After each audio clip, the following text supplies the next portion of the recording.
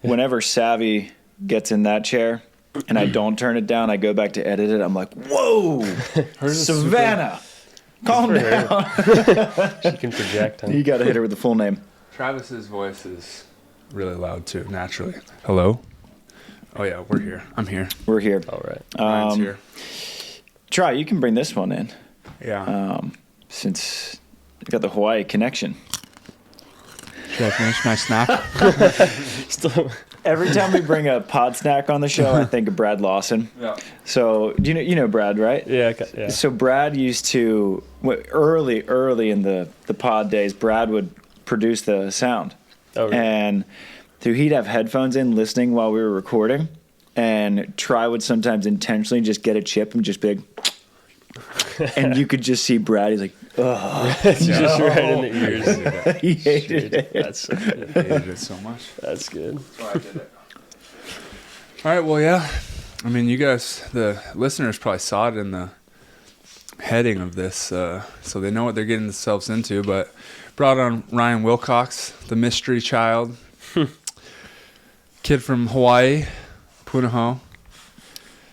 Cut his teeth playing indoor volleyball, but his roots are in the beach. At least that's what I think. That's right. Yeah. I think so too. Yeah. Well, what's your background? Like, were you like a Try where it was just baby court madness all the time, or were you more indoor leaning? Yeah. I think I was. Well, once I started playing club when I was around 12 years old, it was, I'd say probably more indoor focused. Yeah. Okay. Yeah. I mean, always beach in the summers and that kind of stuff. But like, I'd say for the most part, when it was like club season, so like, what is that? October to. I couldn't tell you what club indoor. Never. Well, what never age done did my you life. start? I just started playing like touching a ball when I was 10. Were you friends with Jamison McKibbin I was friends with James. before you started playing volleyball? Yeah, we played on the same soccer team, so that was when we got to know each other, became friends. We both went to, well, actually, we both been at Punahou since kindergarten, so I'd known him for through school. School, but then we really got to be friends in soccer, and then his mom, Diana McKibbin, is the one who really got me into volleyball. She got probably a group, like 6 of us. Mm-hmm. Some also from our soccer team, some not. But I feel like that kind of happens a lot, and I don't know, maybe everywhere, but in Hawaii especially, it seems like someone's parent who was a mom, great volleyball player, or like dad. Yeah, exactly, gets their kids friends so they have a team for their kid. Started with her when I was 10, and then I started club. Well, actually, the next year. So I guess there wasn't. But like when I was young, it's it's club's not as serious. So I still was playing a lot of beach, baby court for sure. Yeah. Playing in the McKibbin's backyard, grass court. Yeah. All that good stuff. Mm-hmm. But I would say once I was like 14, like 15, like high school, I was definitely more indoor focused and have been since then up until this last year. Yeah. Were your parents volleyball players? No, neither. So how does, obviously the culture of volleyball is a little bit different in Hawaii than it is in, say, Baltimore, Maryland. Yeah. But how'd you get into it? Just because your friends played? Pretty much. Yeah, my parents were, my dad played soccer. He was a really good soccer player, so that was why that was my first sport pretty much. And then, but they were always like, yeah, whatever, there's never pressure to play a certain sport. It was whatever you're having fun doing. So then eventually volleyball became just more fun, less running, just something new. And so once I figured out that I love volleyball, they were like, great, that's go so do funny. that. There's a lot of things that align with our stories. Like even for me, really, soccer, I mean, I just like grommed out at Outrigger all the time because my mom was paddling there. Yeah. So that's how I got into beach and playing and whatnot. But I was into soccer until like 8th grade. That was like my main sport. And then the families, like we just talked about, there's a few volleyball families. And if you're friends with their kids, the parents are going to be like, hey, get on the volleyball team. We need more players. Yeah, whatever. For him, it was Diana McKibbin. For me, it was like Charlie Jenkins, Dave Shoji, because I played soccer with Eric. Literally, same shit. And then I was at Outrigger, and I was best friends with Uncle Charlie's boy, Jacob, and their whole family. And it was literally the same thing. And then 9th grade, I was like, I'm pretty good at volleyball, like, because I'm hanging with these people. Like, I didn't know how good these coaches were. You don't know. Right. You're just like, whatever. Like, for both of us, our families weren't into volleyball, so we're like, I didn't realize that they were like the best coaches in the country. Right. Yeah. And then, then you just like, you're like, well, might as well play at Outrigger. That seems to be the thing to do. And then you just get sucked into it. And then you're at Punahou, which is like the hotbed of high school volleyball in America, basically. So growing up, I mean, Tri's generation, you're 35, you're 24. Yep. Was that a generation, were they too much older for you to look up to them? Because high school's a little bit different. Or did you have, like, was there another step down? Like, was a Micah Ma closer to someone that you would look up to and be like, that dude's a badass? Right, yeah. Because when I started Tri and Madison and Riley McKibbin were just going off to college to play. I wasn't really... He was 8 years old, I think. Yeah. 2008. It's crazy. Yeah. It's funny for me because, like, I can, like, picture your whole life timeline based on Jameson because in high school, 2004 or 5, when literally these guys are 4 or 5 years old, I started going to the McKibbin house a ton. And I don't know if you were hanging out there yet, quite yet. Yeah. But I was hanging out with Jameson, and it was like, oh, let's, we got to hang out with Riley and Maddie's little brother. Like, mess with him, whatever. And then I think after college, maybe we came back, and it was like, oh, look, Jameson's little friend. Like, I remember seeing you around then. I had no idea you were good at volleyball. Yeah. It was the same as Taylor Crabb, where he was just the little Grom around, and like, he could hang with us, he'd play with us, but he's definitely like the little brother. Yeah. And then I come back from college, Jameson's little and friend, we're trying to get reps, and Taylor starts shredding us in this open gym, and he's like a senior at Punahou. I was like, what? The bug is good? And he's like, yeah, he's gonna go to Long Beach. He's like a high recruit. I was like, what? No way. And then I see him in open gym, like bombing Bix, and like, I'm like, what the hell happened? And then same thing with this guy. I was like, okay, Jameson's friend, whatever. And then I kind of hear you're good, and then we played you in the Daddy, and you beat me. Yeah. Like 2-3 years ago. And I was like, damn, this kid's actually going to be good. So and then he wins the Daddy the next year. Okay. I was like, oh, now I know he's going to be good. He can win the Daddy. Because I was wondering when he got on your radar. Because I don't know if... I think I sent you the clip on Instagram when you qualified for Huntington. Because we were asked at the beginning of the year, like January, February, who are some up-and-coming talents that we should take note of and try it, no hesitation. Like, oh, Ryan Wilcox. I was wondering when he got on your radar. I mean, like, I think I knew of you a little bit, like I said, just for being Jameson's friend. But then I don't even think I knew you were player of the year at Punahou and all that. Or maybe I heard that. I was like, what? Yeah. That's wild. And then probably when we played in the Daddy, like, obviously just trying to, like, mingle with everyone, the whole Hawaii crew. And then you see you play, you're like, oh, yeah, he is legit. Beat me in fours. And then the next year you won it, and it was stacked. Like, the Daddy's is strong. The Daddy's a 4-man tournament at Outrigger that's been going almost since I was born.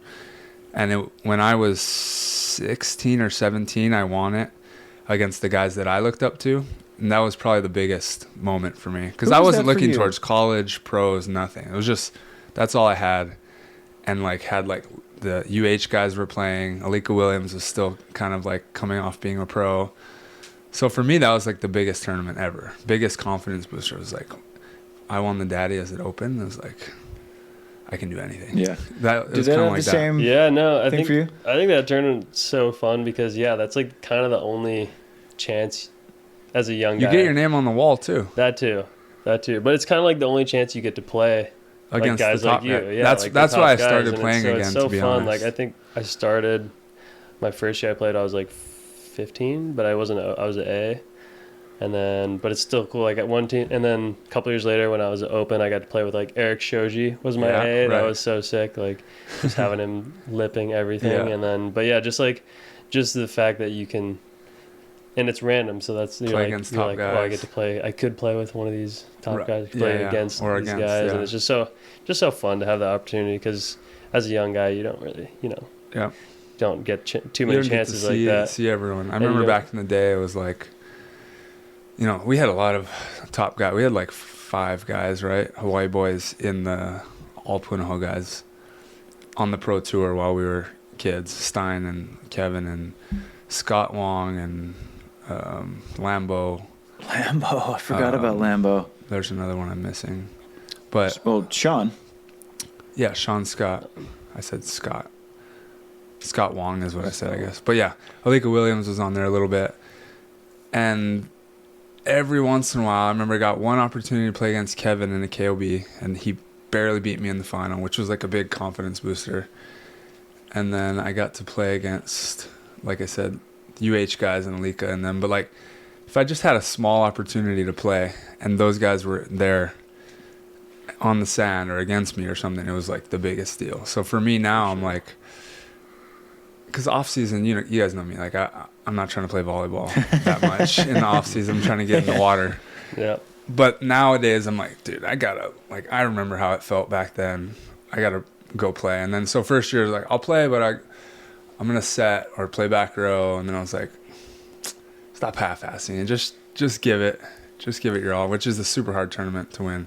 Yeah. And a lot of energy, obviously, as a force. Yeah, and as a younger guy, we're stoked when that's the you biggest guys part. All play. Like that's the biggest so impact. fun getting to play you guys. Yeah. When did you win it? How old were you? That was just the last one.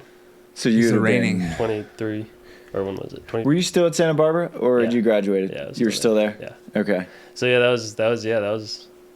It's like sneaky a big deal. Yeah, you're not like posting it like on. Yeah. I mean, you might.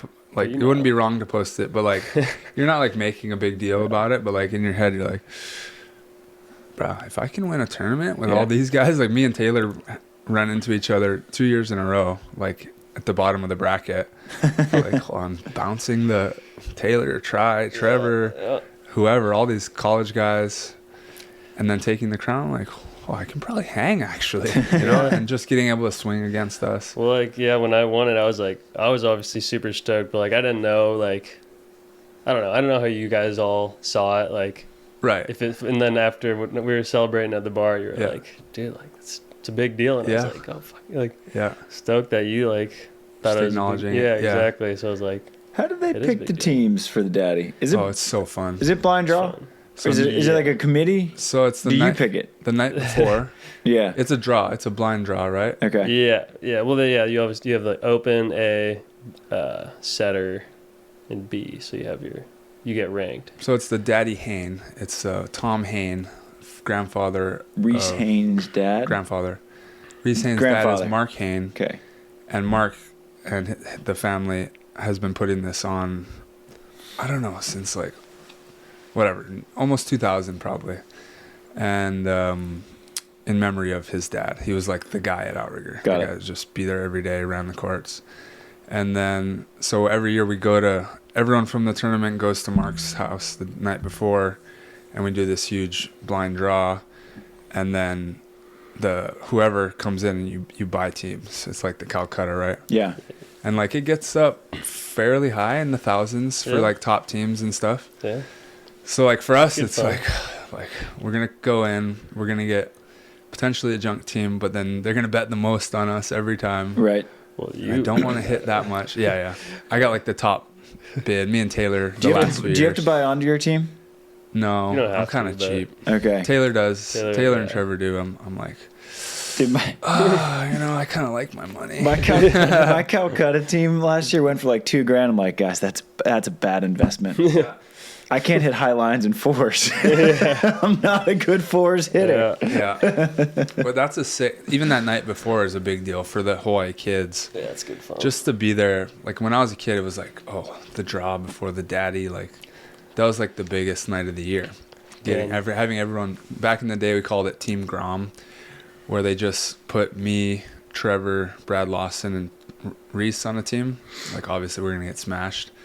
But they just knew we were kids and it'd be good for us, and then their grandmother bought our team, and we were like, oh, bro, we're worth $200. Let's go. Yeah. And we just got destroyed. But it's one of those tournaments that kind of means a lot in Hawaii. So that's like the biggest reason why I make sure I try to go back and play nowadays.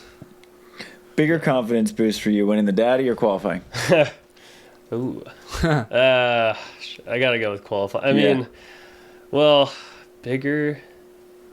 Well, the Daddy was first, and then, but I think qualifying, just because we came in so low seated, that it was that one. I mean, I don't know. It sounds like, I think within Hawaii, I guess just mostly because of indoor, I think I was kind of on the map a little bit there. Yeah. I kind of had a little bit of cred there, but then I think at the next level, AVP level, and all that kind of stuff was like, that was kind of proving that, I could hang, and I could, despite, we had to go through the 3 seed and the 4 seed in the qualifier. So we beat those top teams. So you started out with Grossell and Yang. Yeah. Who, it's not an easy team to beat. Yeah, they've upset some. I forget who you beat second, but then you schwacked Levin Dillon. Yeah. What happened? Did someone crap, or did you guys just smash? I mean, was it 21-7? Did you hang one of those? The second set, yeah, it was 21-7. I saw the score, and I figured someone had to have gotten hurt. Well, we played them for the first time like the weekend or 2 weeks before, and in a CBBA, and in the finals, and we beat them. It was a lot closer for sure. But it's just one of those games where like Berkey was just had such a good read on both of them, and just caused some frustration and led some errors, led to some easy digs for me. And then just full momentum at the second half of that last set. Like we were just couldn't do much wrong, which was just a good feeling. And but it's also like, when you're like, you feel yourself right there, you're like, okay, just head down, just don't get excited. Don't get excited. Just head. Except I remember freaking walking over. They called like a timeout in the second set, and Riley McKibbins is just like sitting next to our little chairs. He's like, "Game over." I'm like, "No, like stop, shut up, Riley. That's game over. How does it feel? How does it feel to be in?" I'm like, Riley, shut up. And then, but I like that. Luckily, he was right. Yeah, well, you left no doubt. It's always a lot more comfortable. But I remember when Mike Brunsting and Chase Frischman qualified for their first one in Huntington, maybe 2017, and they were killing Ty Loomis and Ed Ratledge. And Mike Brunsting was like, no, like this point. We need to win this point. And then they win that point. He's like, oh, we're up 14-7, but it's got to be 15-7 for it to be comfortable. And they're 16-7. Yep. How did you stay focused? Because qualifying for your first main draw is that's a big thing. Yeah, for sure. I know. I just was, in general, I don't focus a ton on the score, even when it's close. I don't know. That's just so no one on this team's gonna know the score. I don't know. I'm not really. I'm never the score guy, or even like who the server is. When someone gives me a good reason to pay attention to the score, I will. But but I think in that situation it's good.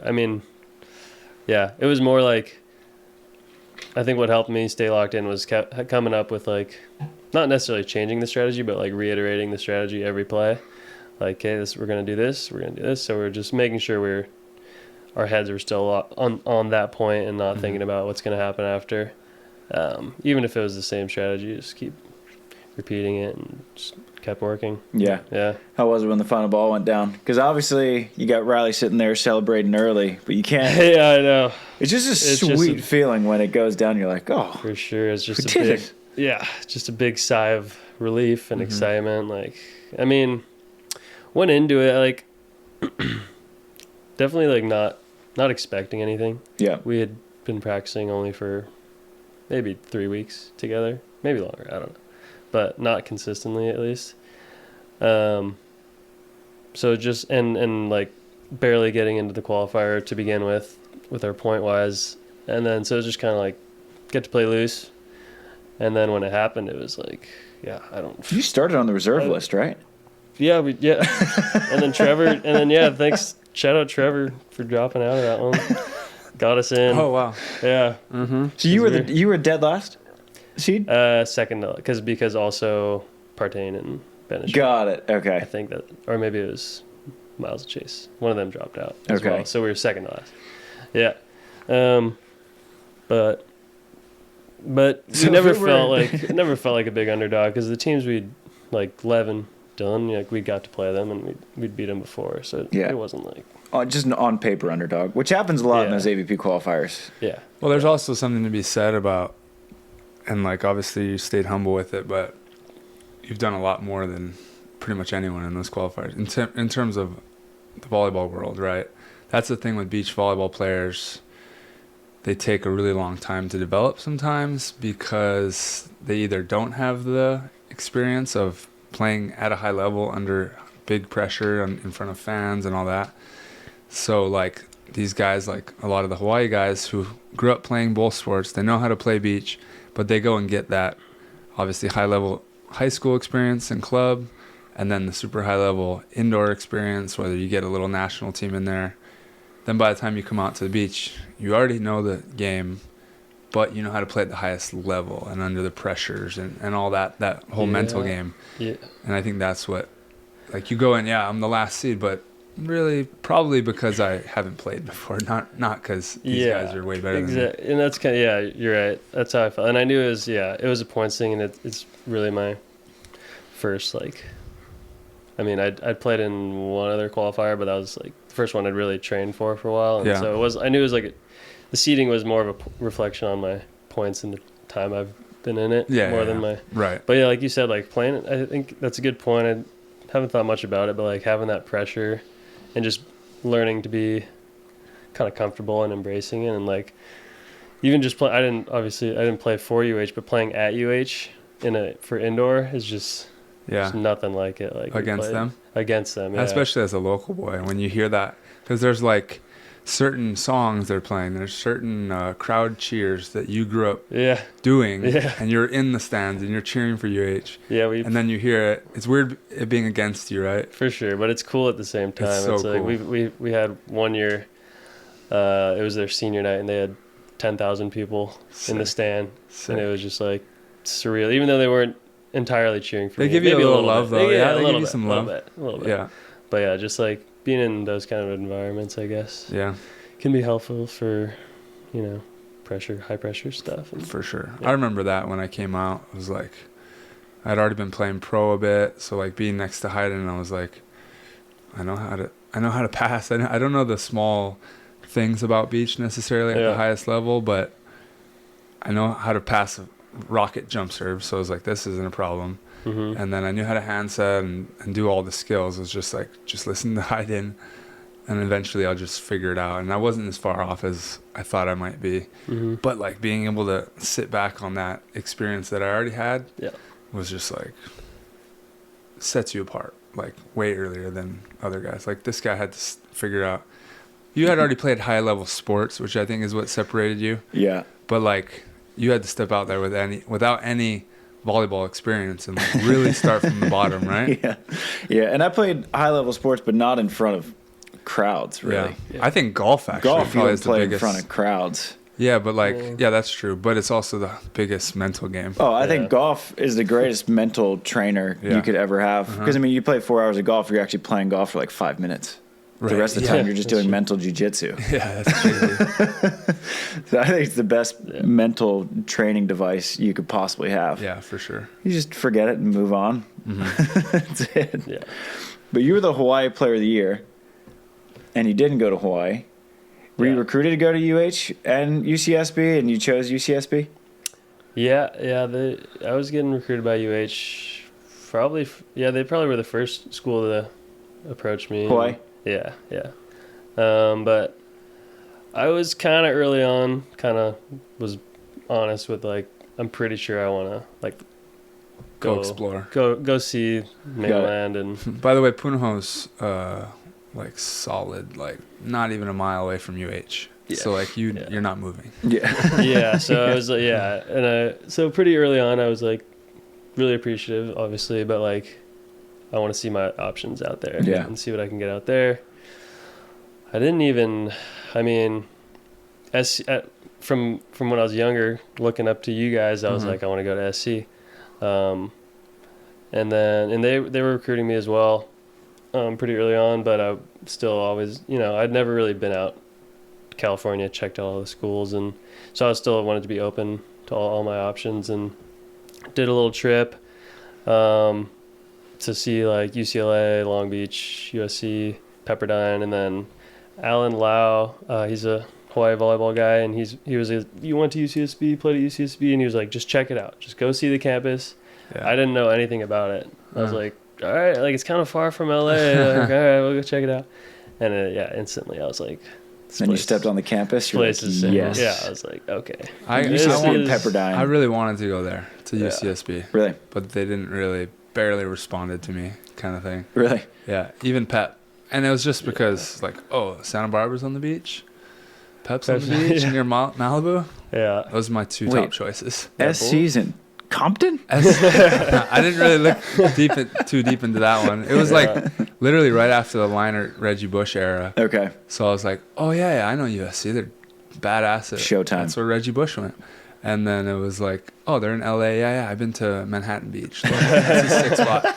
And then I got there. I was like, I don't have a car. How do I get to the beach? How far is the bus ride? Also, this is really ghetto. Definitely not what I was picturing. SC's campus is beautiful, and then you take one step off campus, and you're like, "Oh, it's a different world." It can be for sure. So when you were at Santa Barbara, we were talking about this on the walk up. What because you mentioned that you wanted volleyball to be a part of your life. Was professional beach volleyball at all in the imagination there of what you wanted to do? Yeah. It was. I mean. And I kind of was telling you this. I'm not a big guy. I'm not I have a 5-year plan kind of guy, or I'm not necessarily when I was playing indoor at UCSB, I was focused all on indoor. I did do one USA Collegiate Beach thing. That was kind of my, I still love playing. I always played in the summers. We had at Santa Barbara, every dorm has a beach court right next to it, so we would have so many good games, and a lot of Santa Barbara players tend to be beach players too, so we had some just kind of good beachy guys. That's how Theo Brunner learned about beach volleyball. There just happened to be, I think, Aaron Mansfield or someone like that was on the team, and they just made him go down there, and he actually just loved it, even though he's this he was a middle blocker from Connecticut. Yeah, that's how he fell in love with beach volleyball. Yeah. So I still definitely played beach throughout. Never got coached, never did drills or anything like that, but I did. I was kind of afterwards. I was kind of just between. I wanted to do volleyball, so I was like, either I play pro indoor or I kind of give pro beach a shot. And going pro beach is just a little bit more unpredictable, I guess. Yeah. Indoor, it's here's your contract. This is how much money you'll make, and you'll be there for this long. You'll go live here. Yeah. So that part was I don't know. Actually, that's funny because that was actually ended up being the reason why I didn't want to do it, because I was stability, hate it. Yeah, I was well, I was 8 months. I got to be there for 8 months. What if I hate it? Then I'm stuck there. Yeah. Beach. I know I'll love playing beach. I know I'll enjoy it. I kind of know what I'm getting, and indoor. It's what if you hate your coach? You hate your teammate or whatever. Not hate, but maybe it's not the best experience. No, you have no idea what you're gonna get into. And then it was if you want to make good money or decent money indoor. Did you get decent contract offers? I mean, obviously, it depends. I'm an undersized outside hitter, and even if I, was pretty good at NCAA level, it's not, I was getting offered 20, 30 grand range. Yeah, for how long? Well, those were Puerto Rico contracts, which are 4-month seasons. Yeah, 3-4 months, and then half years in Turkey. So I guess total it was around 40, 50. Yes, that's good. That's really good for your right out of college. Yeah, for your first. But that's because I put two together. I wasn't a high level. I didn't get offers A1 Italy or any of those big leagues. No, neither. I would have had to fully backdoor it. So I was kind of who's offering you? I had one in Spain, small lower team in Germany, and then like Switzerland. I had a few like Okay. kind of just random, but all of them were kind of just super small towns, and which would have been, I mean, I'm sure if I went, I'm sure it would have been a great experience, Right. like just to fully immerse in something. But like, no, I know myself, and I need like good balance in my life. And if I'm just doing Just one thing. 3 practices a day, or and Right, I'm yeah. not having time to kind of go out and do my thing, explore whatever, then I'm gonna get burnt out. So I think I like having good balance. That was kind of another nice thing I liked about UCSB. Just a great Yeah. balance of great volleyball, academics. You have great nature right there. Yeah. So just having good variety. I'm always I can't This tell is you. Team Nature vibes. I'm always right big here. on variety. I'm getting more Man, excited, team, right? more excited by the moment. And I can't tell you how much I agree with and I wasn't that good at it. I was like, I just love being a professional athlete. So I was in that pipeline. I'll do whatever. I can play pro. Shoot, let's go. Mhm. And I wanted all the experiences. But like, there's been some people over the years who are like, nah, I'm good. I'm like, what do you mean you're good? You're not going to take this contract? You get to go live overseas. And like, for me, that was really cool. But then Mhm. I found over time, I was like, these people who just know what they want and just know themselves deeply and are willing to just like lean into that is a super good, valuable life skill. Like for me, I was leaning into just randomness and like let life take me wherever, which is my style. I like variety and like mixing it up. But like the fact that you were willing to just, and I know a few people over the years, and it's worked out for everyone, that just was like, no, I'm good. I'm going to do my thing. That like sets you on a really good, authentic path, and you end up doing the thing that you're kind of meant to do rather than the thing that you think you should be doing. Yeah. That was that decision. I definitely was like a lot of, internal thought, and I had some people saying like, just do it, like you just should do it just for the experience, and I do that for like some things just to experience it. But then like, I don't know, I just kind of listened to my gut and decided this is where I want to be, and I guess it worked out a little. Yeah, we'll see, bro. Well, yeah, we'll see. Winning the King Crab KOB wasn't exactly. Yeah. You're right. It's a good start. It was a good start. It's a good start. Yeah. It's a good start. Because, I mean, even though you didn't handle the 18-14 lead and didn't finish, in pool play, you guys were the better team than Troy and Tay. Yeah, that was my bad. No. I definitely was refusing to call a timeout. We have a timeout, not using it. Not using it. And I kind of wanted to just feel it out and test ourselves. Yeah. And that. Yep. So it's fine. But yeah, obviously we could have closed that out. Yeah, but you were the better team for the first 32 points, which is pretty impressive. Because Troy and Tay, they play a lot together. Yeah. And Tay's obviously ridiculous, and Troy does crazy things. Yeah. It's a good team to be better than. Yeah. And then you beat the Crabs. It's a good win. It is. It's a good win. Yeah, I'm curious, like, how does it, we talked about your mindset and getting to qualify, and then what about playing in that main draw and that first match? Was it your first match against the Taylors? Yeah. How much significance does that first match have? Oh, I was so fired up when I found out we were playing them. Just like, that's all I wanted, is just to play the best team on the biggest stage. Is like, that's all you can ask for. So it's like, so just fired up to play them, and in either way, like, just good to gain that experience playing against those guys in front on that stage, sure. and I thought we played them pretty well. They just do what the best teams do, at the end of the set, they just play their best. They have their plays. They close, that they know they can do to close, and they closed. But I definitely learned a lot from that too, as far as like how I approach the end of sets. Just like having those plays you've saved up, you've set up.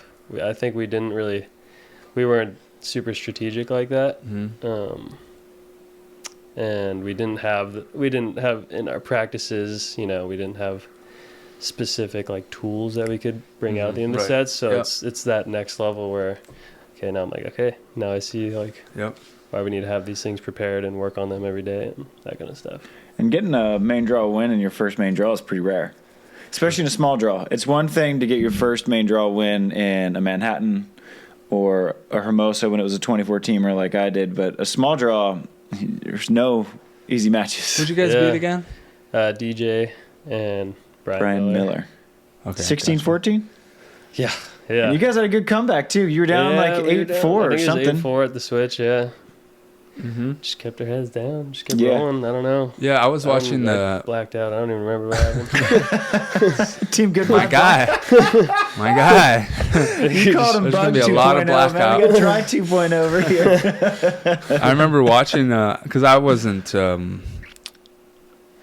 didn't really consider you as a partner option, and I was trying not to think about it too much at that point while I was playing in the tournament. But Huntington, just watching you out there with the Taylors, and then I saw you hit a few serves, and I was like, all right. Like I think you served the first ball, right, of the match Against like, Taylors. This guy's first main draw ever. Like, what's he gonna do? Like, I think it says a lot. I remember veterans when I was playing in Puerto Rico, it'd be either match point or like a big serve, and they'd be like, "We're just watching what you do in these moments to like let us know who you are," kind of thing. That's what they were telling me. And like that one, bombed a serve. They might have handled it, but it was straight up the middle with pace. It was like he hit a spot, and then it was going back and forth. I think you guys were like close in the match. Still making good plays. Looked like, yeah, you guys were just like not as dialed as they were. Like you looked like a new team a few times on defense. That's why you lost leads, but then still confident swing. And then it got tight again. All right, it's back to serve. Boom, you pace the sideline, make him dive for it. It was like, I mean, he ain't scared, that's for sure. And it's not like a wild swing. Like he placed the one with pace up the middle and then with pace down the line. And I was like, he won the daddy. He's not scared of Sander and Bug. Punahou Player of the Year, handled in college. What, 3-time All-American? Yep. I was like, the vibes are all coming together here. As a 60 outside too. His dad surfs. Likes nature. Like, I'm looking for a vibe guy right now. Doesn't know the score. He doesn't know the score. Oh, shit. I'm sold. What's going on? Yeah, that's funny. That's funny.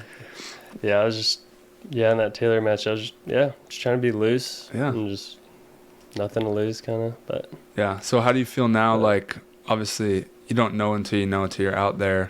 But how do you feel you stack up to just the top tier of talent? Obviously, like, getting brought in, I was in the same position where I was like, I got pulled up into the top tier, but I hadn't really, like, done much up there yet. Just hadn't spent time there. yeah. So it's like this weird time where you're like, oh, like, happy to be here. Like, I know I can hang.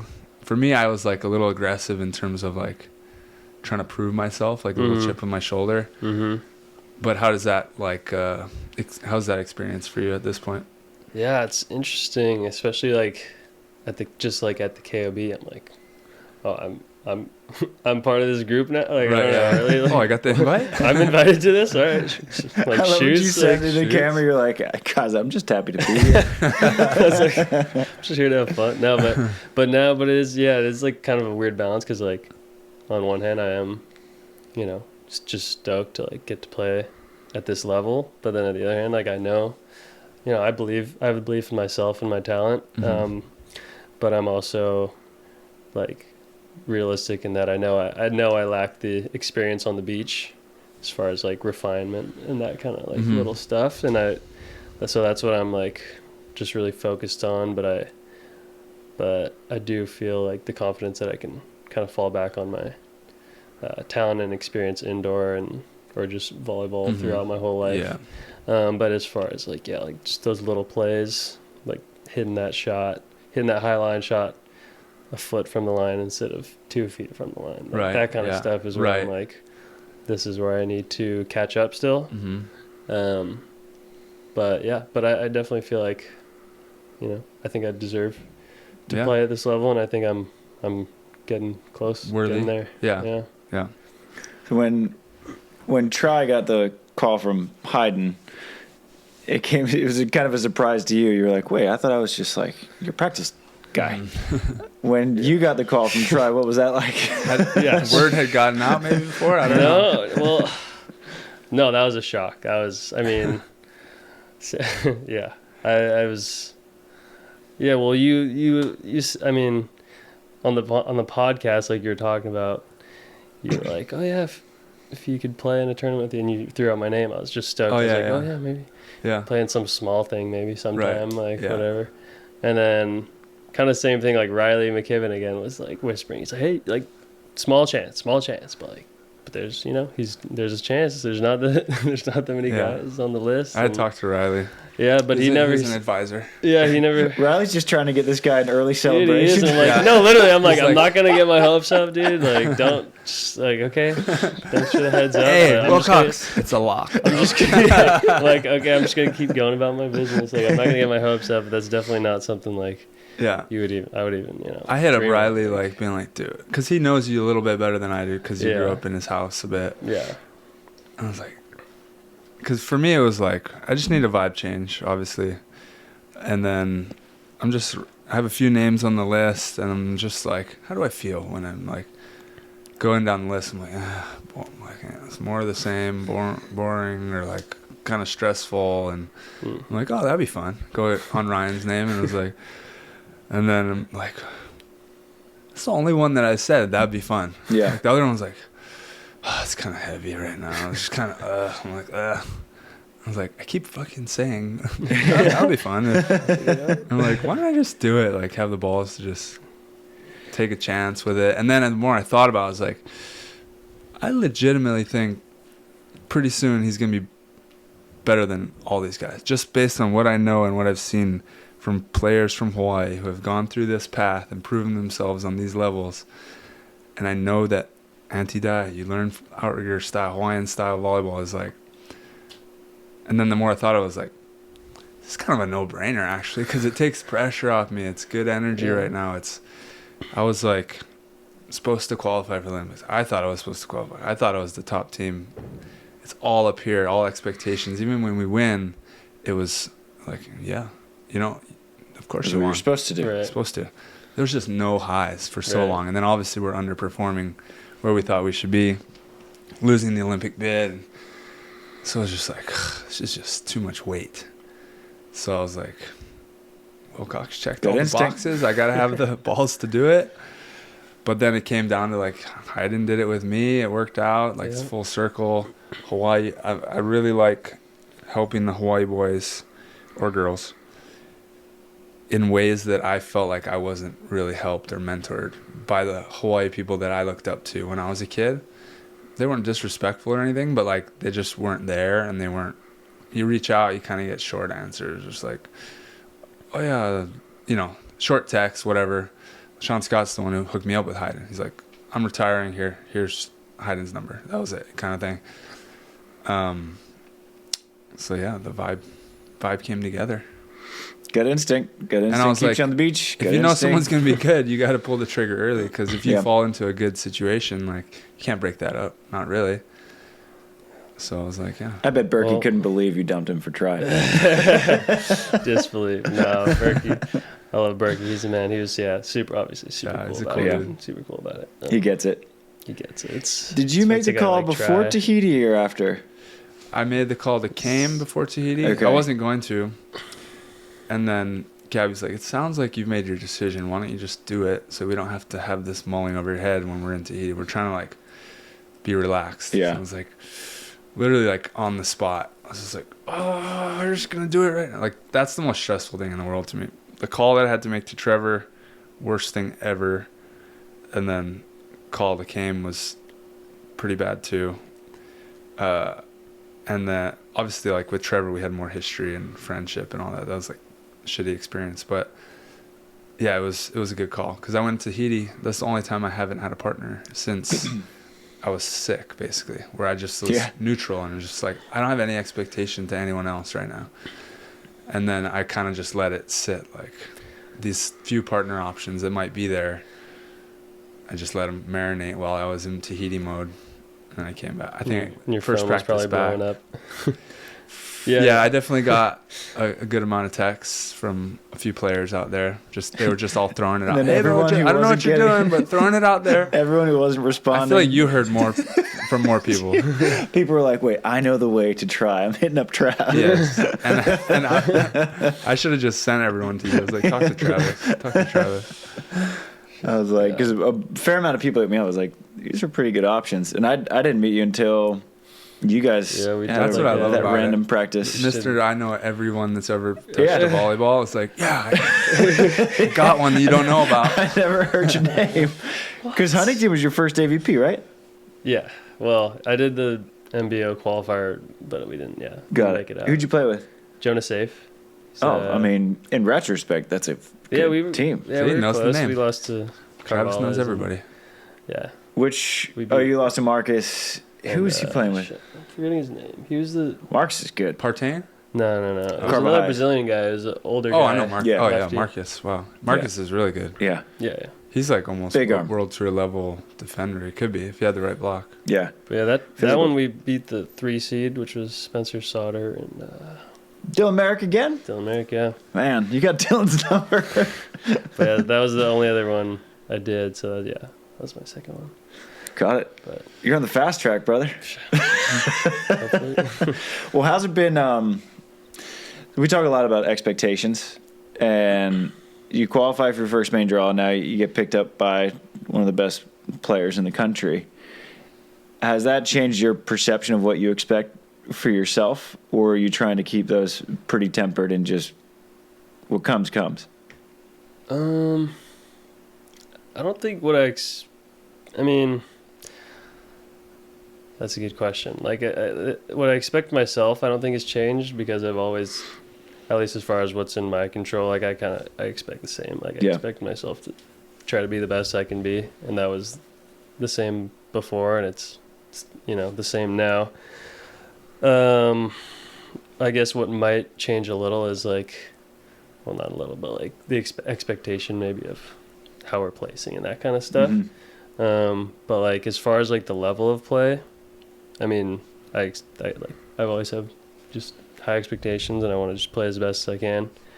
So I don't think I think expecting more than that is just unnecessary pressure. Yeah, I love Yeah. that. That's like, as like, a leader of the team, I'm like, dude, I need you to just do you. Yeah. Like, don't try to come in and be better. Like, literally picked you up because of what you've already done, because of where you're at now. Obviously, we're learning the little intricacies. Mm-hmm. I've been in the exact same position as you. Yeah, and It's like, dude, and I will say I'm really appreciative of how you've been, framing that, because Just that's dealing been, really helpful for me to like Yeah. not feel that yeah, rather than super like, hey, pressured bro, out. now you're at the You're top. like, hey, dude. now we better time win. to win tournaments. Right. Which I in a big way, because Hayden taught me professionalism. Like, he's literally, I was here with Rosie the other night, and he's like, Hayden's the greatest player coach ever. And I was like, whoa, that's like actually a bold statement. He's like, the real professor, who's Todd Rogers, is John Hayden in that way, in terms of player coach. I was like, wow, that's a bold statement. Then I'm thinking like, wow, that was my first partner, was that guy, like one of the greatest player coaches ever. And he just taught me the X's and O's and all the little things. And I took it, I think in hindsight, the things I'm learning now, years down the road, granted, like if my health, if I didn't have these little health things here and there, I'd probably still be just banging my head. Like, I like that grind and that doing everything perfect to a T. But nowadays I'm learning, like, there's just got to be a balance there of like, take everything, learn everything, and then like make it your own. Like, I want to teach you all the things that Hayden taught me, but you don't have to do them exactly. You don't have to come up to Mikkel's. It's like, it's available if you want to come see what we do up there and learn. Yeah. You don't have to, like years ago, I'd probably take you and be like, bro, here's what we're doing. Literally everything. And me and Chaim actually did do that, but he like leaned into it and wanted to do that. And it didn't really pan out. It's got to be natural. It's got to be you wanting to do it. It's got to be you doing it in ways that you have experienced being successful. Even the nature stuff you're talking about. Like, Travis is good about it. I'm all stressed out. He's like, go jump in the water, bro. I'm like, oh, I can? Like, I'm like, what am I talking about? Because I'm so like, I'm like, no. Right now is rest. Right. I got to rest. I got to eat right. I got to do this and this, this. But at the end of the day, it's got to be you, and it's got to be natural and align with where you're at. And then like, with wins and stuff, it's like early on in my whole life, I had no expectation, because I started not in the volleyball community, not even in, I didn't go to a big school in Hawaii. nothing, just no expectation. Just do whatever, see where you end up, living day to day. And that brought me to high school, where I somehow played good at outrigger, and then somehow got on a good club team, and then somehow was a good high school player, and literally didn't even think about college. And then at the end of high school, I was like, oh, sick, I get to go to USC, because I get lucked out, and Riley got me in, and then I was like, oh, let's see if I can like survive freshman year. It was all like really being in the moment and just like experiencing it moment for moment, until I hit Hawaiian. Like even pro, I was like, I didn't know I could play pro after college, and I was like, sick, I can play pro. And then Hawaiian picked me up. It's like, sick, I could play pro beach. I didn't know I could make it over here. And then when I got with Hawaiian and we won the first Grand Slam, literally won the biggest tournament in the world besides the World Championships, which wasn't even happening that year.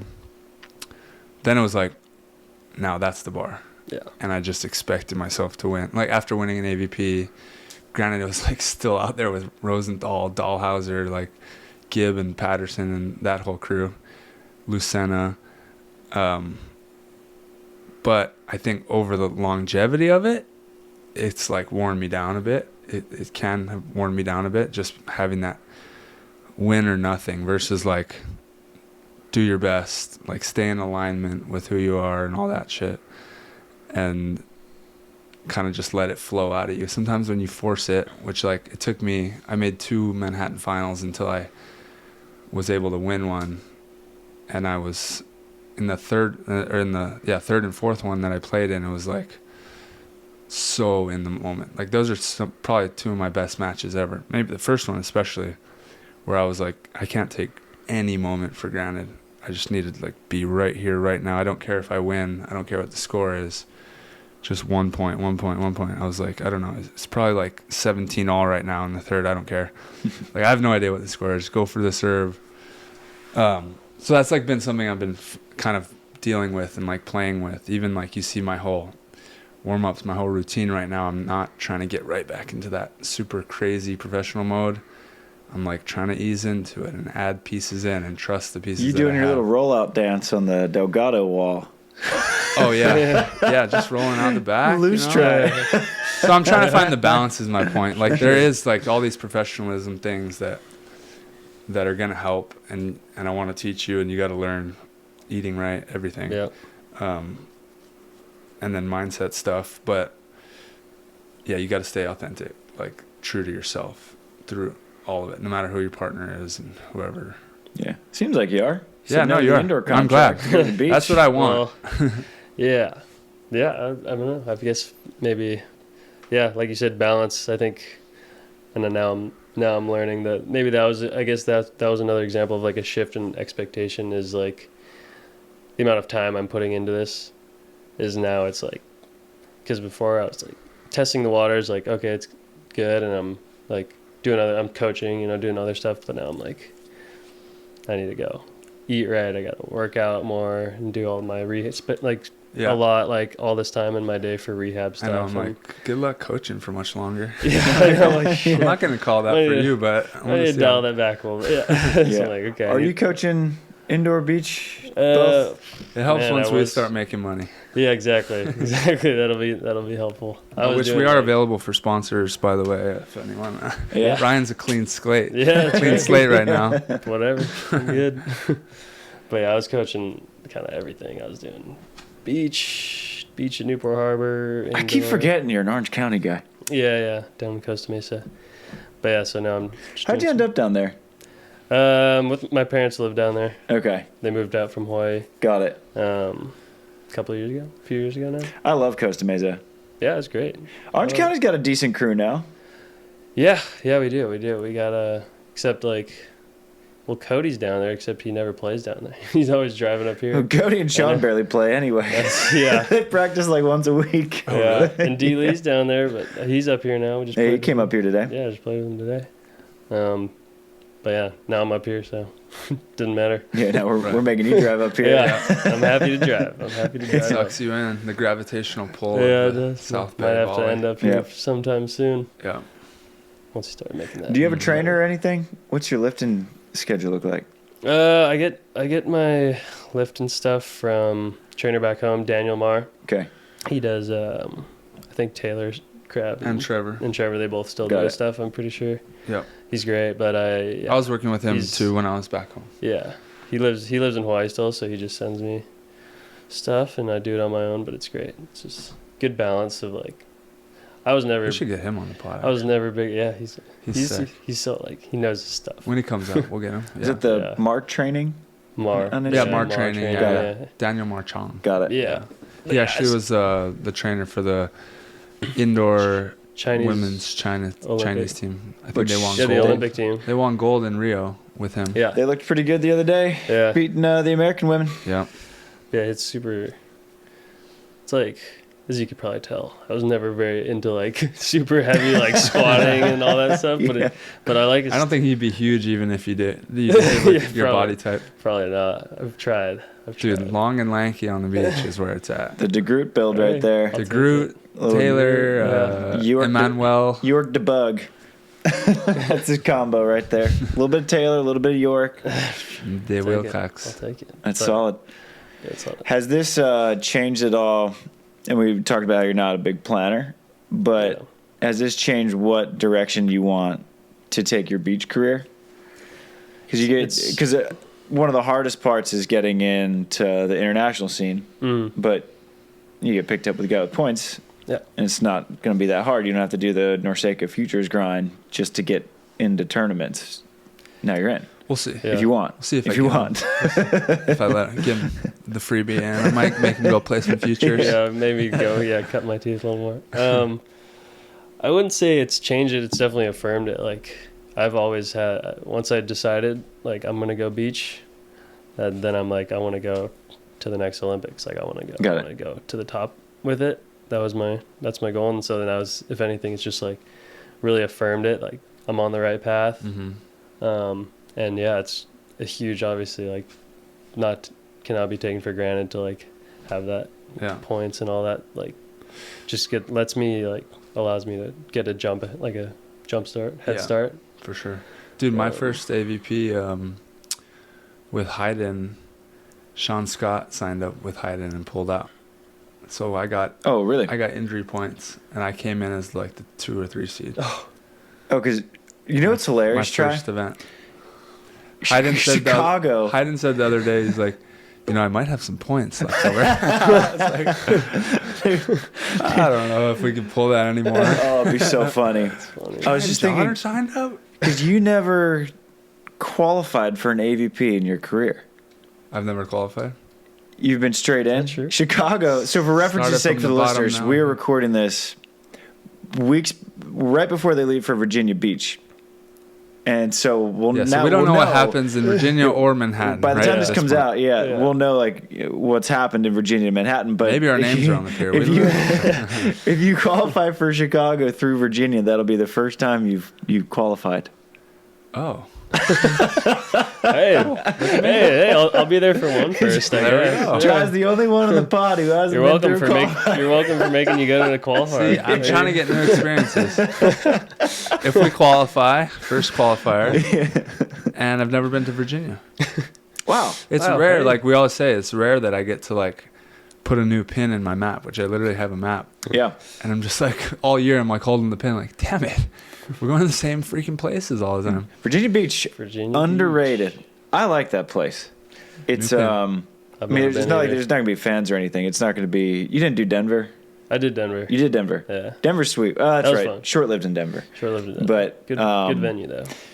Denver, like I heard great Denver's crowd. cool, yeah. You're not gonna get that in Virginia. It's just gonna be people milling about on the beach. But the beach itself is awesome. I'm Love picturing it. like New Jersey, Belmar vibes. Never been to mixed Belmar. Mixed with Myrtle.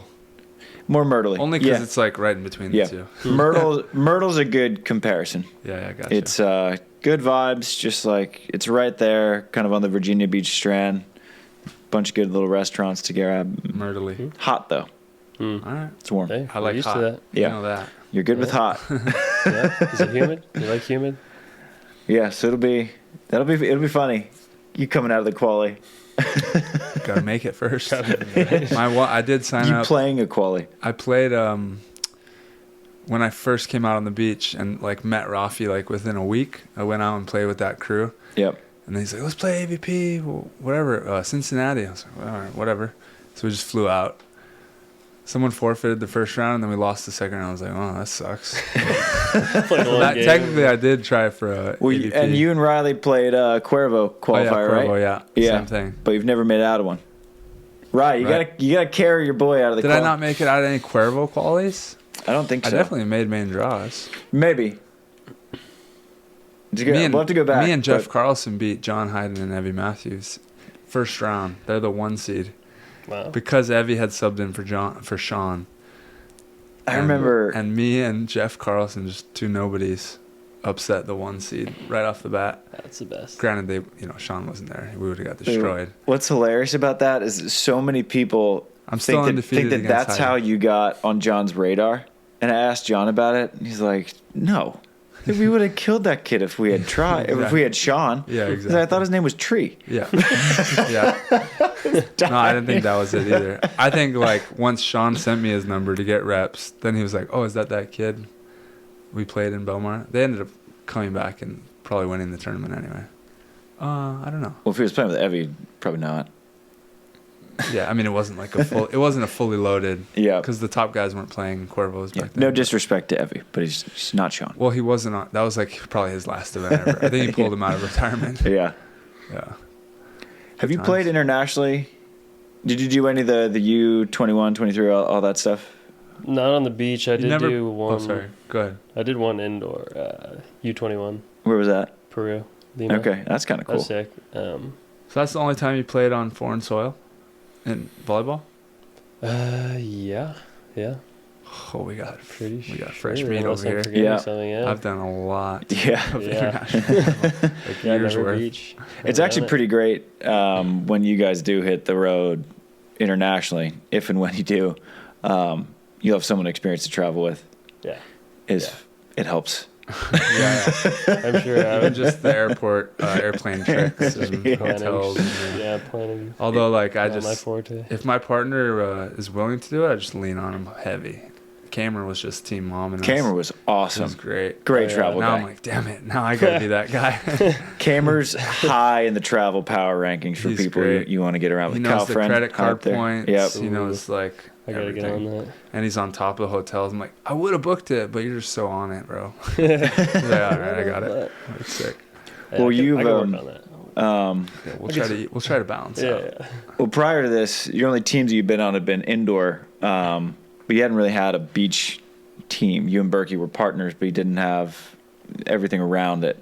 Yeah. How have the past couple of weeks been just having a good team? Just having this great coach. This amazing coach. Honestly, and it's great having, when Nick comes out to practice, I'm just like, I just shut up and listen. And Nick will look at me and be like, you going to say anything? I'm like, no, when you're here. That's been super valuable. Luciana's been in town. So Travis is coaching us, by the way. If you didn't notice. It's honestly been just amazing. It's been just such a game-changing experience for me. Before try to pick me up, that was my one goal, was I need to invest in getting a coach, because just that's what's going to make, I think, that's what's going to take me to the next level. Having that structure, having that person, just I was getting to hop in with the Taylors and Evie, that was just huge. Was that Taylor Crab that set that up? Brought you in on that? Yeah, that was huge. That was super thankful for that. He was that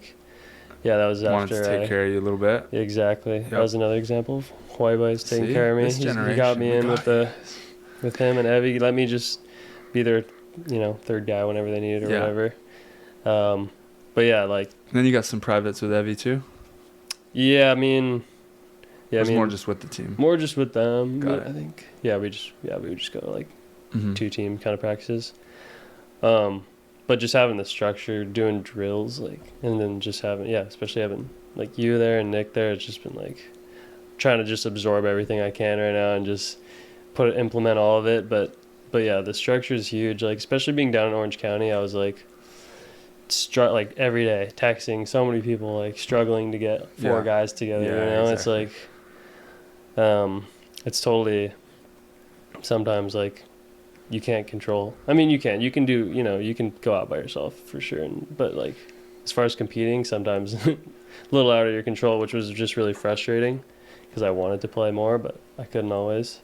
So yeah, it's just been huge, and obviously both of your guys' experience is just like, yeah, game changer.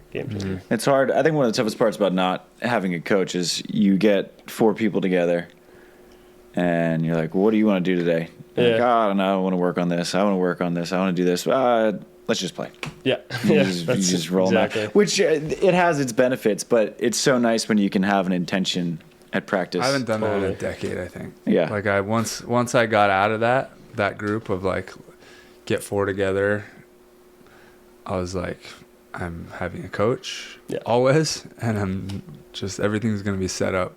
Yeah.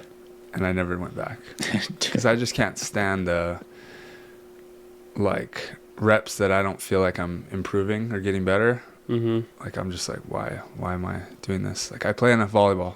I like getting better. I like improving, but I don't like just like being out here and playing for fun. The aimlessness. I can't. The monotony. Trev's having a tough time with that because Theo's been on a break for a while, and so Trev was just sort of popping around. He texted me yesterday. That's why he threw the KOB.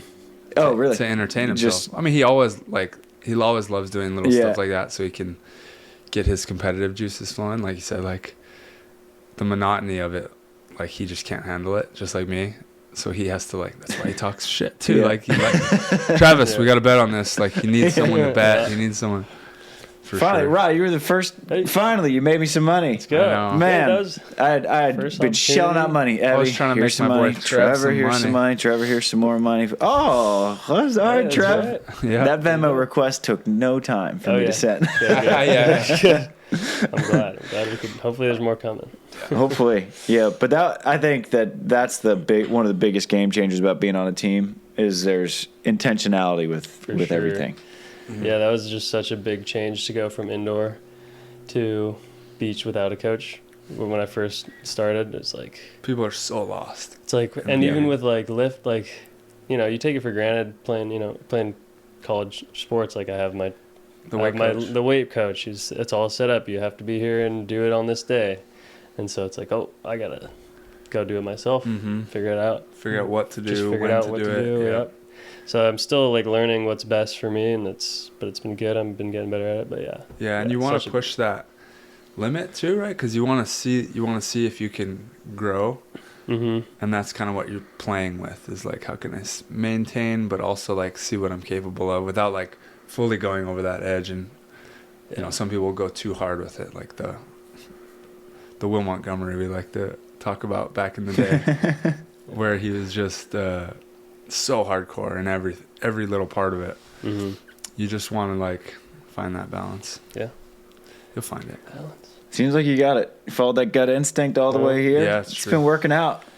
So far, so good. Now we just go underdog it. Underdog see it. What we can do. That's all. I think that I don't know if I said it to you, but I was like, I don't want to go in with any expectation. I want it to just be purely us just going out there and literally doing our best.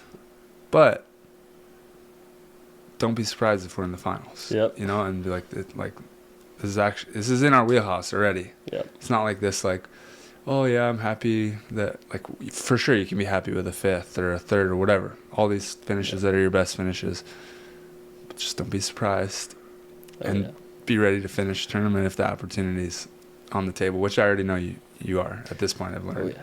Yeah. Oh yeah, I'm ready. See? He's ready. Oh, yeah. Where can people follow you? You're still a little bit of an unknown quantity at the moment. Like social media. Yeah, social media. He's getting into the branding game. It's another part of it. I'm working on that. Yeah, we're picking you up here. I put up a couple posts. Yeah. I'm on SANDCAST Instagram. is getting you out there. I'm on Instagram. Ryan Wilcox _ Got it. That's where you can find me. Yeah, I don't have that's all I got. That's all I got. That's all I need. Perfect. Yeah, perfect. You got it. And now you're on the SANDCAST team. Hell yeah. I'm stoked to be here. Yeah. Sweet. Well, keep following that gut instinct, brother. It's worked out so far. I will. Hell yeah. Thank you. All right, boys. All right. Let's go upset Team some people. pod. Let's go upset some people. Yeah. Let's do it. Shoots. Shoots. Oh, he knows.